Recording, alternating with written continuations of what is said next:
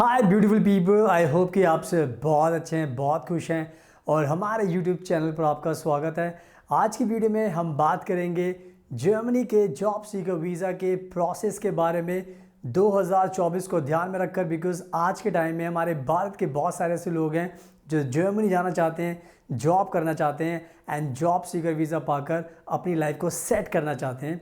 But होता क्या है कि बहुत सारे लोग जाना चाहते हैं बट उनको ये प्रोसेस है वो पता नहीं होता, तो बहुत बार कन्फ्यूजन होती है, बहुत सारे डाउट्स होते हैं एंड बहुत सारे क्वेश्चंस होते हैं, तो उनके आंसर नहीं मिल पाते। तो बहुत सारे लोग हैं मे भी कॉन्टैक्ट करते हैं जानने के लिए, उनके बहुत सारी क्वेरीज होती हैं तो हम उनको रिजॉल्व करते हैं ओवर द कॉल।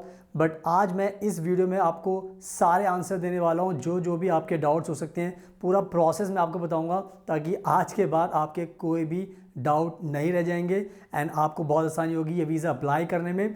तो जो सबसे पहला जो सवाल होता है हमारे भारत के लोगों का वो ये होता है कि जर्मनी ये जॉब सीकर वीज़ा देती क्यों है, मतलब क्या रीज़न है जिसकी वजह से जॉब सीकर वीज़ा देती है। तो मैं इसका अच्छे से आंसर देता हूँ आपको। आज के टाइम में जर्मनी की जो इकॉनमी है बहुत ज़्यादा स्ट्रॉन्ग है, वो दुनिया की तीसरे नंबर की इकॉनमी बन चुकी है।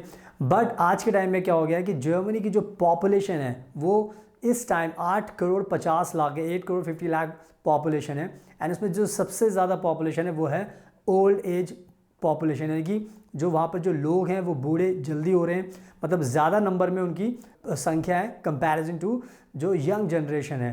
तो इसकी वजह से क्या हो गया, जर्मनी के अंदर इस टाइम जो यंग जनरेशन है शॉर्टेज ऑफ लेबर हो गई है एंड जब शॉर्टेज ऑफ लेबर हो गई तो उनको बहुत सारे लोग चाहिए जो जर्मनी में उनको नहीं मिल पा रहे। तो इसी वजह से जर्मनी ने एक प्लान बनाया कि भाई हम ऐसा कुछ वीज़ा लॉन्च करते हैं जिससे हम जो फॉरेन जो यंग जनरेशन है, जो वर्क एक्सपीरियंस लोग हैं वो हमारी कंट्री में आ सकें एंड जो हमारी कंट्रीज़ में जो जॉब्स खाली पड़ी हैं बड़ी बड़ी कंपनीज़ में, छोटी छोटी कंपनीज़ में, उनको वो जॉब करके हमारी इकॉनमी को भी फ़ायदा होगा, उनको भी फ़ायदा होगा एंड जो कंपनीज़ है जर्मनी में उनको भी बेनिफिट होगा। तो इन सब चीज़ों को ध्यान में रखकर ये वीज़ा स्टार्ट किया गया था एंड इसमें सबसे अच्छी बात यह है कि जर्मनी को आपकी ज़रूरत है, तो आप सब ये वीज़ा अप्लाई करके अब जर्मनी में आ सकते हैं। तो मैंने अच्छे से आपको आंसर दे दिया, सो कीप इन माइंड। अब हम बात करते हैं आपके दूसरे क्वेश्चन की। बहुत सारे लोग जानना चाहते हैं कि हमें वीज़ा कितने टाइम तक के लिए जर्मनी देती है। तो आज के टाइम में जो जॉब सीकर वीज़ा होता है जर्मनी आपको 6 महीने के लिए देती है, यानी कि इसकी जो ड्यूरेशन होती है 6 मंथ्स होती है।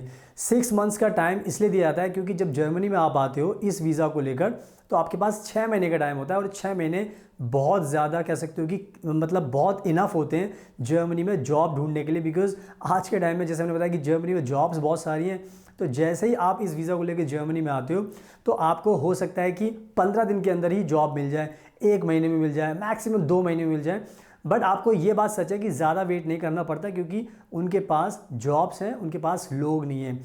तो इसीलिए उन्होंने 6 महीने का टाइम दिया है कि कुछ भी आपकी सिचुएशन हो आपको जॉब ईजिली जर्मनी में मिल जाएगी। तो इसलिए 6 महीने का टाइम रखा है एंड ट्रस्ट मी 6 महीने बहुत बड़ा टाइम होता है, आपको 1 महीने में ही जॉब मिल जाती है।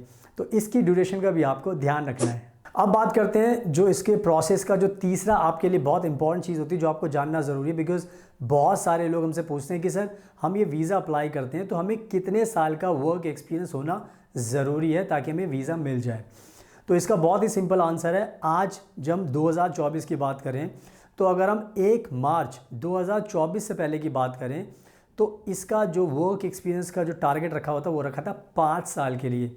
यानी कि अगर आपके पास 5 साल का एक्सपीरियंस था तो आप इस वीज़ा को अप्लाई करने के लिए एलिजिबल थे। ये था 1 मार्च 2024 से पहले। बट अगर हम 1 मार्च 2024 की बात करें तो जो नया जो अभी रूल आया है उसके हिसाब से अब आपको सिर्फ 2 साल का वर्क एक्सपीरियंस होना ज़रूरी है।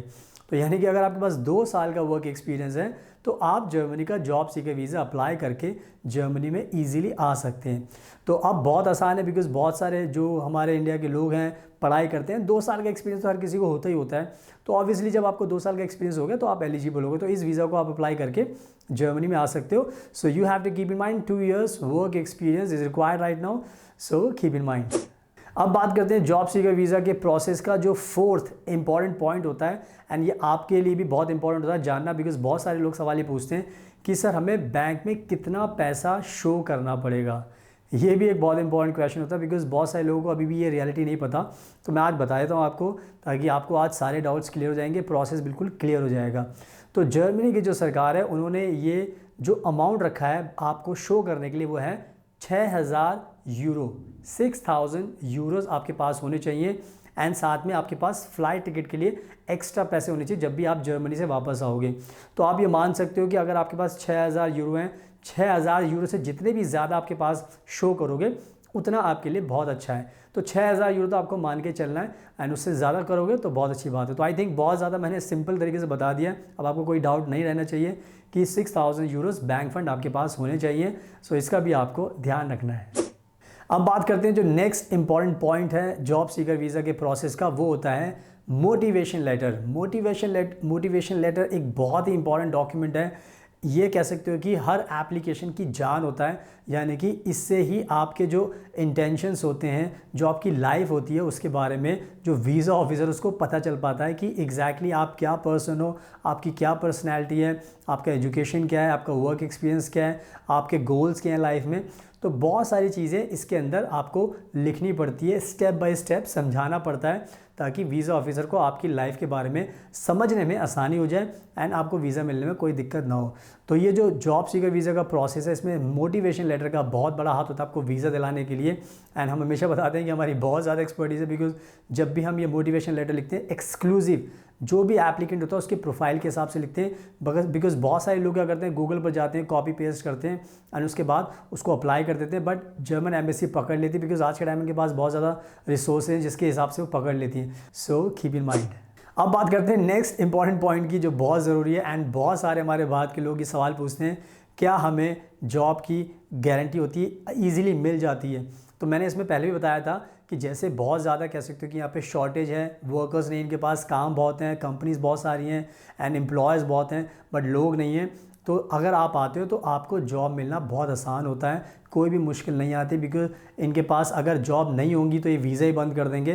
तो आपको खुद समझ में आना चाहिए कि जॉब आपको मिलना बहुत आसान होता है। It's almost like a guarantee कि आपको जॉब मिल ही जाएगी, बट आपको ये वीज़ा अप्लाई करना होता है। बिकॉज बहुत सारे लोग क्या होते हैं, नेगेटिव सोचते हैं एंड पॉजिटिव सोचते नहीं है, एंड जब वो पॉजिटिव नहीं सोचते तो वीज़ा भी अप्लाई नहीं कर पाते। तो मैं हमेशा बता रहा हूँ कि नेगेटिविटी छोड़ो एंड अप्लाई करो, ताकि आपके जो फ्यूचर गोल्स हैं वो आप अचीव कर सको। तो बस बहुत सिंपल है, जॉब आपको इजीली मिल जाएगी, अप्लाई कीजिए। सो इसका भी मैंने आंसर अच्छे से दे दिया। सो कीप इन माइंड। अब बात करते हैं नेक्स्ट इंपॉर्टेंट पॉइंट की, और वो होता है कि वीज़ा मिल सकता है या नहीं मिल सकता। बहुत सारे लोगों को ये भी डाउट होता है कि सर मैं वीज़ा मिल भी पाएगा, नहीं मिल पाएगा। तो इसमें मैं आपको बहुत सिंपल आंसर देना चाहता हूँ। जॉब सीकर वीज़ा हर कोई अप्लाई करना चाहता है, पाना चाहता है, बट ऑब्वियसली जब आप अच्छे से फाइल लगाते हो तो आपको वीज़ा आराम से मिल जाता है। बट अगर आप अच्छे से फाइल नहीं लगा पाते, अपनी बातें नहीं समझा पाते, अपनी लाइफ के बारे में क्लियर नहीं कर पाते, तो ऑब्वियसली बात है जब वीज़ा ऑफिसर को डाउट होगा तो वो आपको देने में दिक्कत होगी। तो इसका सिंपल आंसर है, अगर आप सारी चीज़ें सही करोगे, कंप्लीट करोगे, अपनी अच्छे से स्टोरी बताओगे तो वीज़ा आपको मिल जाता है। एंड अगर दिक्कत आती है, कोई डॉक्यूमेंट्स मिसिंग है, कुछ गलती की है, समझा नहीं पाए, तो वीज़ा मिलने में दिक्कत भी होती है। तो इसका भी मैंने अच्छे से लॉजिकल आंसर दे दिया। सो keep in mind. So now I hope कि मैंने एक एक करके सारी चीज़ें आपको समझा दी है, पूरा का पूरा जॉब सीकर वीज़ा का प्रोसेस बता दिया है। एंड मैंने आपको अच्छे से मोटिवेशन भी दे दिया है कि इस टाइम बहुत ज़्यादा ज़रूरत है तो अप्लाई कीजिए, टाइम वेस्ट मत कीजिए। Time is money always. अपना टाइम वेस्ट करोगे, सिर्फ सोचने में, कोई एक्शन नहीं लोगे, तो आपके हाथ से ही मौका निकल जाएगा एंड आपका सपना कभी भी पूरा नहीं हो पाएगा। So don't be negative, just take action and apply कीजिए। और अगर आपको वीडियो पसंद आई तो प्लीज़ इसको लाइक ज़रूर करना, शेयर करना एंड हमारे चैनल को सब्सक्राइब कर लेना, ताकि आपको ऐसी वीडियोस देखने को मिलती रहें। So thank you so much. Always आपके कीमती टाइम का best of luck and please हमेशा अपना ध्यान रखिए।